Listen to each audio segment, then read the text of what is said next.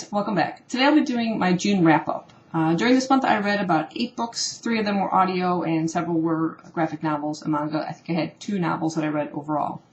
During this month I participated in Japanese June, which was a project to read or focus the literature I was reading for the month on Japanese literature or books by Japanese authors.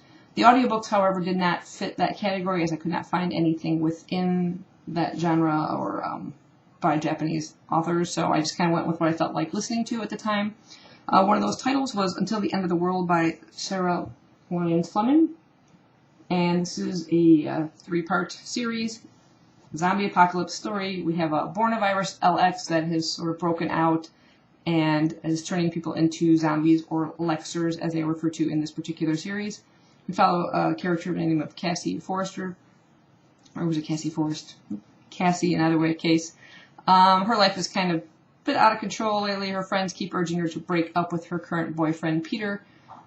She is still in love with her fiancé that she broke up with, and they keep encouraging her to, it's just time to end it. Just as she's about to, do this is when the virus sort of breaks out, and she and her friends and her ex-boyfriend, soon-to-be ex-boyfriend, are on the run from the Lexers, and they are heading for a cabin out in the woods that belonged to her parents. They were survivalists, and luckily they have imparted lots of their knowledge to Cassie, so it's going to come in handy in the coming days. I really like the character Cassie and her friends. I felt myself drawn into their world.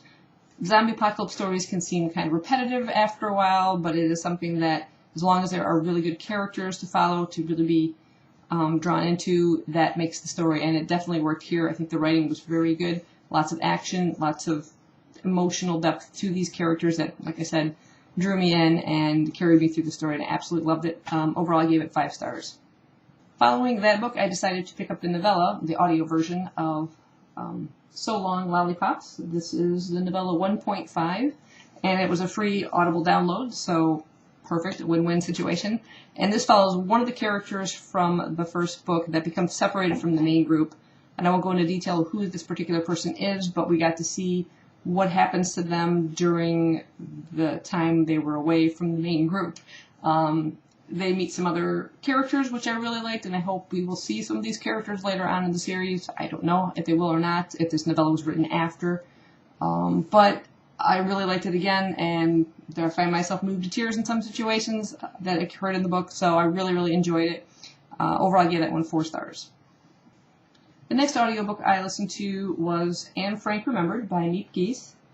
This is the memoir of a woman who helped hide the Frank family during the Nazi occupation of Holland. She's also the woman responsible for saving Anne's diary and papers from the annex before the Nazis could destroy them.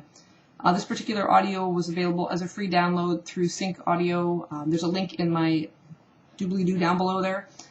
They offer free audio downloads through the weeks of summer. There's usually a classic and one YA title. And this one popped up, and I decided I wanted to give it a listen. And it was very well narrated, a very fascinating story of a true woman and a true hero risking her life to protect the Frank family and the others that were hiding in the annex, to supply them with food and everything that they needed, and just putting her life in danger at every moment, too. Very fascinating story, and the narrator does a fantastic job. I highly recommend this. I have not yet read Anne's diary. I hope to read that someday. I was sort of, I'd say in the mood, but I was drawn to this particular audio after watching the movie The Book Thief, which I have to read that book as well, but it sort of pulled me into wanting to know more of the stories and things like that, so I definitely wanted to someday pick up her diary. But this particular memoir, definitely recommend that, and I give it with 5 stars. Okay, moving on to the theme of Japanese June, there were 3 challenges for the month. One was to read a graphic novel, one was to read a book by a Japanese female author, and one was to read a Haruki Murakami novel. Now, I failed on the Haruki Murakami one. I just couldn't get into reading such an in-depth, kind of chunky novel of Kafka, what was it? Kafka on the Shore? Yes, Kafka on the Shore. I was running out of time, basically, and I just didn't feel like sitting through one of his. I'm hit or miss with him, so I decided to pass up on that one. I definitely read several graphic novels, which I'll get into, and I'll save the one by the female author at the end.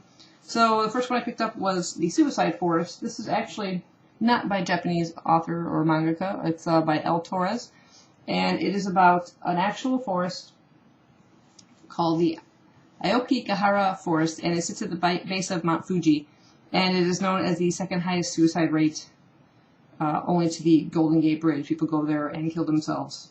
You know, hundreds of people have died in this particular forest. And we follow a group of sort of guards that look over the forest, and they patrol it and find, you know, the various bodies there. And there's a whole ritual they do to kind of keep the ghost from kind of coming back to haunt. Like someone sitting up with the body overnight. It's really creepy. But there's also another character, Alan. He breaks up with his girlfriend, and she ends up committing suicide, and it ties into lots of things with his life, and he's drawn into this strange forest too. Without getting too much detail of it, that's sort of in the synopsis. But I found the story pretty intriguing, enough to want to know more about the forest and wanting to search out some documentaries on YouTube and things like that. There's also a novel that I hope to finish as part of this particular project, also called The Suicide Forest by Jeremy Bates. I'm still currently reading it, so that'll be in my following wrap-up. But it is a fascinating place, a depressing place. I say overall, with this particular graphic novel, the artwork, and I'll show you some of the artwork now, it sort of has a dark, muddy kind of look to it, kind of blurred edges, but it seemed to suit the story pretty well. There's some of the characters. It definitely gave it a more creepy kind of factor. There's one of the guards seeing something that you probably don't want to see, but it was overall a pretty good story, maybe a little short, but nonetheless it had a good chill factor to it. That one I gave overall just 3 stars. I overall liked it, didn't love it.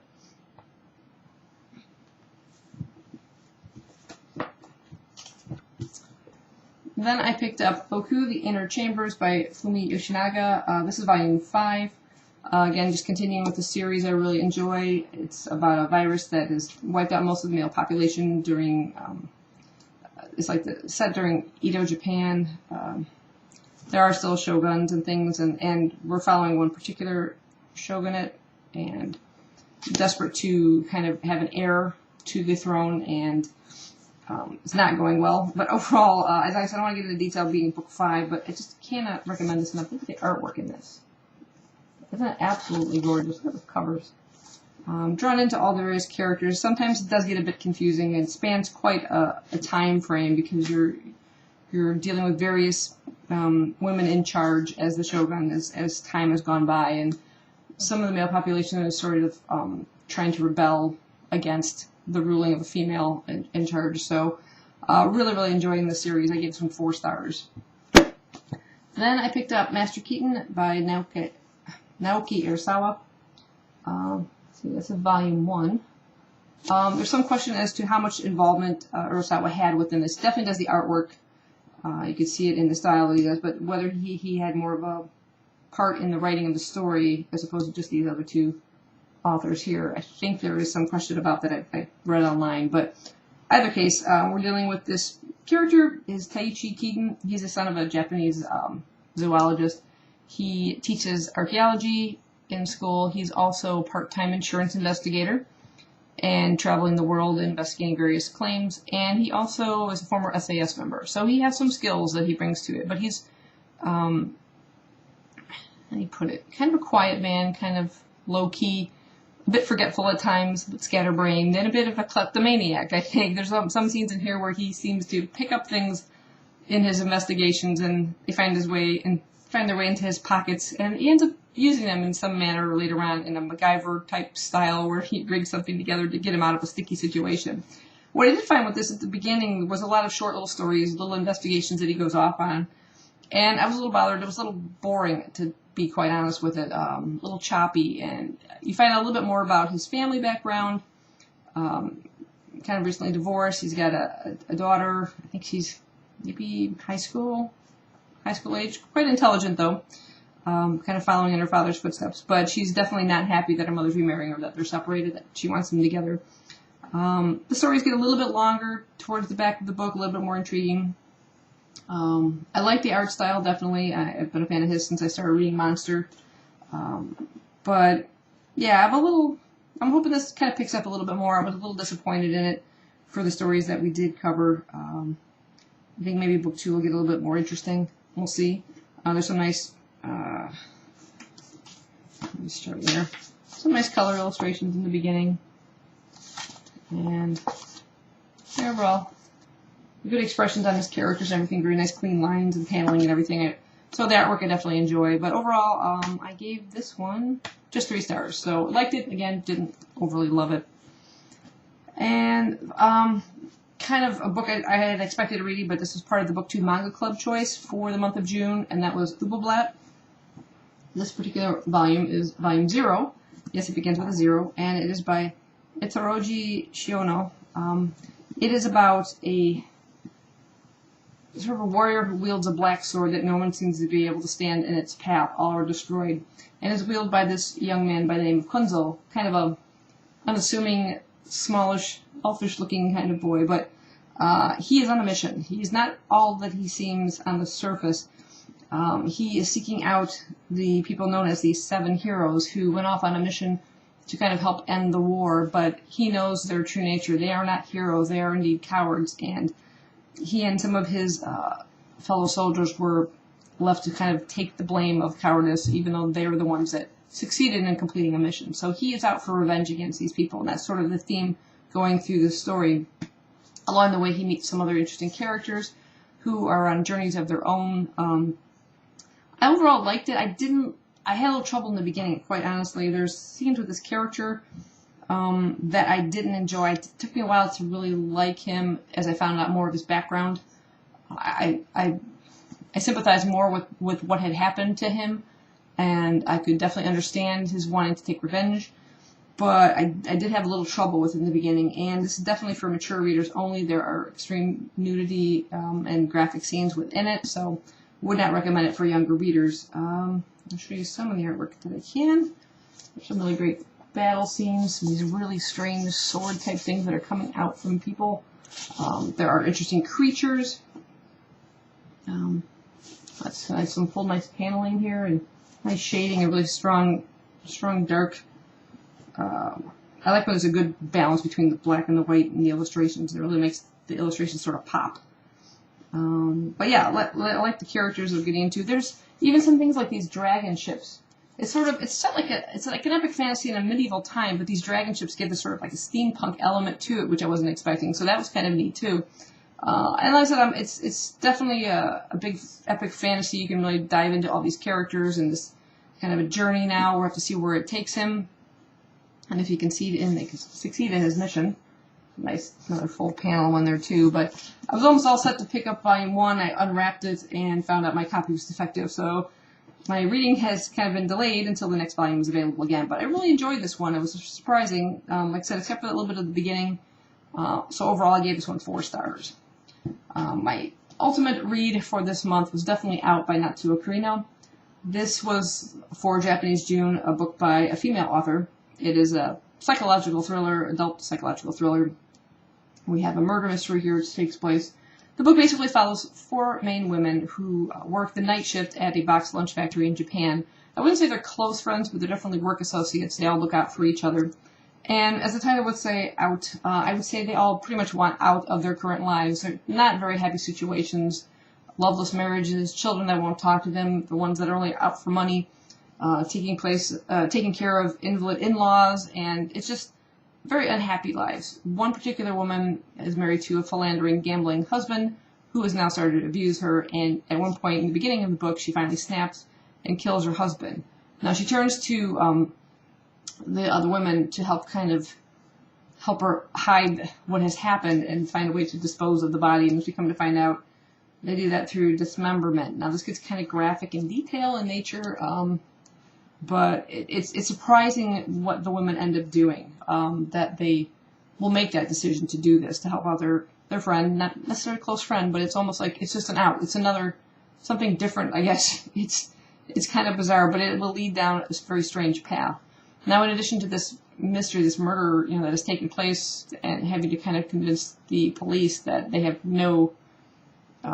nothing, they're not involved in any way, but they hope that these body parts will stay hidden. Unfortunately, they don't, and they discover them, and now there's kind of, curiosity as to who's responsible and why and what has happened to this person. There are other characters that are brought into the story. One of the women,